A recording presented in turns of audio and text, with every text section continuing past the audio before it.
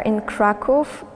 This is Writers in Motion, and we are here during Conrad Festival with Géza Röhrig. The topic is not easy, but I can't avoid it. It's about the son of Saul, and it was a very hard experience for me as a viewer, and I wanted to ask you how it was for you. It had different periods of time.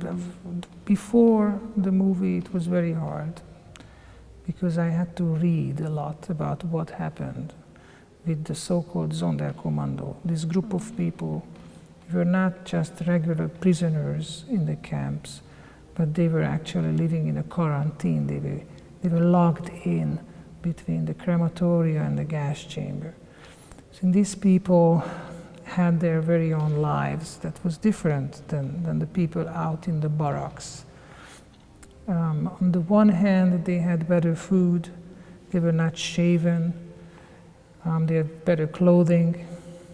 On the other hand, they had zero chance to survive, because by doing what they were doing, they were the prime witnesses of the genocide, and for sure the Nazis didn't want witnesses to survive.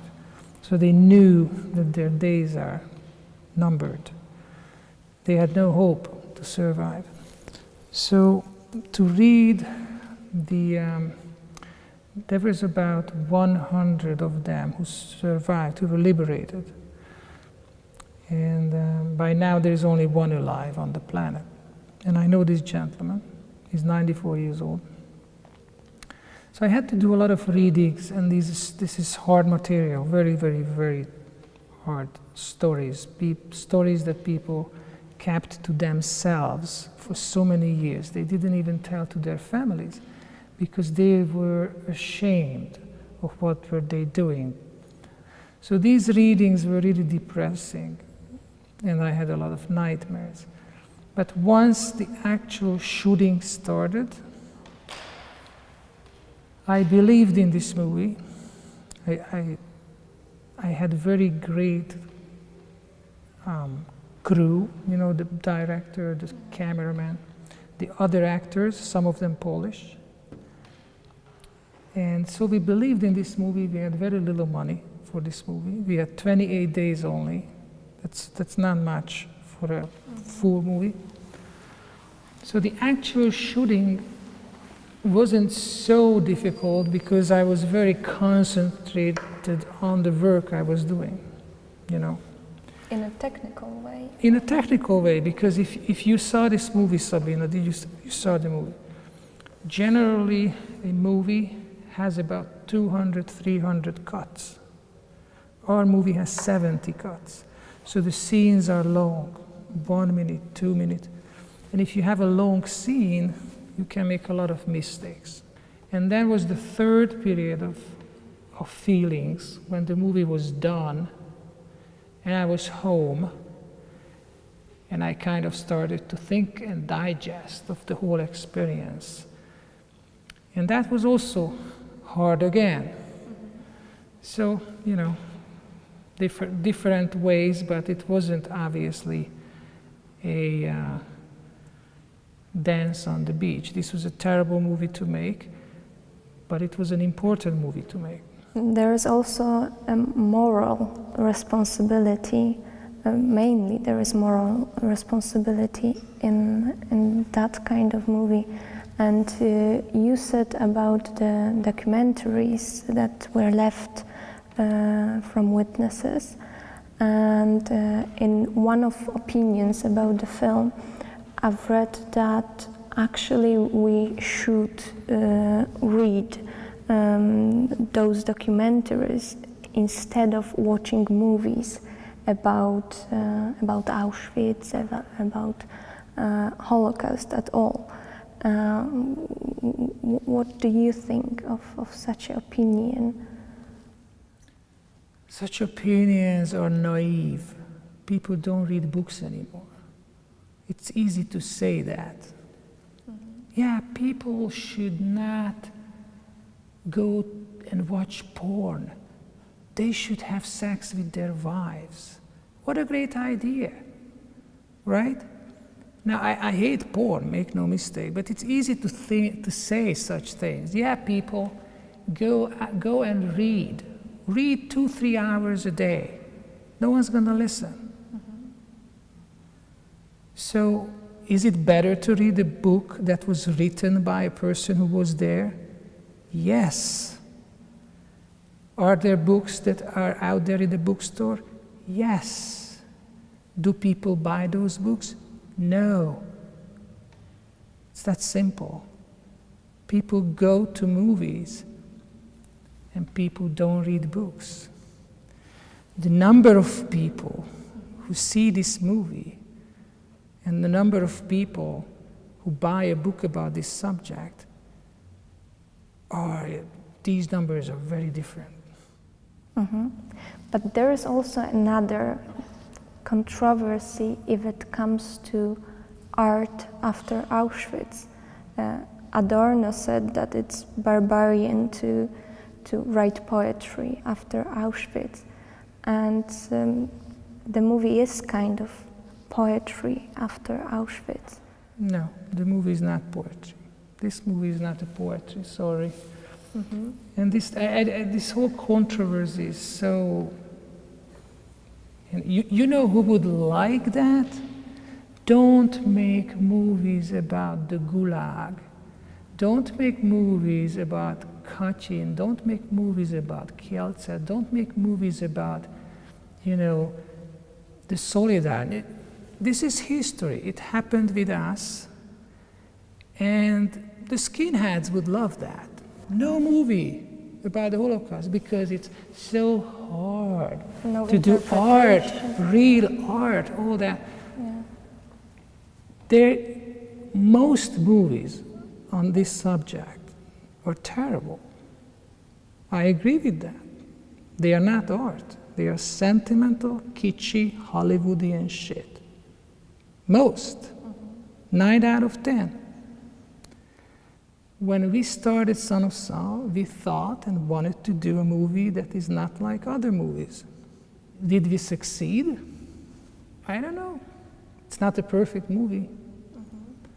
But people, especially older people, especially people who were there, they said to us, you guys got it. I have your book here translated in Polish, the Rebbe Featherless Parrot, and I have the feeling that it's completely different way of trying to deal with trauma, with... This book has 127 stories. There is about 6 of them about Auschwitz. Actually, it's about Bergen-Belsen, but same thing, concentration camp. Yeah. This book is not about that. What I try to do is, I try to follow the steps of what is called wisdom literature. Mm-hmm. Buddhism does that. Francesco d'Assisi, Saint, I don't know how do you say it in Polish, unfortunately. I should know. How do you say his name?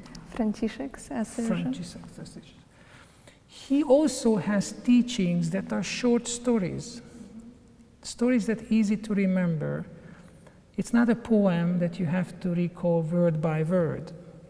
You remember the story, and then you tell it over a coffee to your friends. And these stories, if they are good, they heal. It's like a good song. People whistle and hum certain songs when they are walking on the street, especially if they are in love or whatever. And there's a reason for that, because to sing is good. And a good story is a gem. It's a fantastic thing. It's like, has so much energy. So what I try to do is in a very condensed way to tell stories that if you go through a crisis, or life is long and a lot is happening in it, And if you read these stories, maybe, just maybe, you feel like, I'm not by myself to go through this. Look at this guy. And he got out of it. And he even grew from it, So this book is very, very much not like Son of Saul. Son of Saul is about one day of one man. This is about a huge, big life of one man. Yeah. Very different. But there's still this one day during this life. Because it's very hard to tell. You don't have to be Jewish in the 20th century to go through a lot. Actually, in Europe, I think by far, Poland is the country that suffered the most during the Second World War. The most. Right from 39 all the way to 45. It was terrible what happened here. It's just was an awful century. And to be honest, what's so scary is that this century, the 21st, is not very promising either. So far. So what's the responsibility of literature? You said that not many people read. People don't have to read, and literature is still important. Because, for example, movies, they are written first. It's also literature. It's called script. Even operas have words in it. Writing is just essential. It's unavoidable. And Polish literature, Hungarian literature, Middle European literature, Czech literature, these are great traditions. I mean, God's sake, you have Mrożek, you have Różewicz, you have Sienkiewicz, you have Dąbrowicz, you have everybody here. This is a Stahura. This is a fantastic literature. So is ours, Hungarians. It's one of the biggest achievements of the human spirit to write. And if people don't read it, so be it. At least the writer, by writing, is changing himself. That's big. That's big, yeah. Thank you very much. Very welcome. Thank you.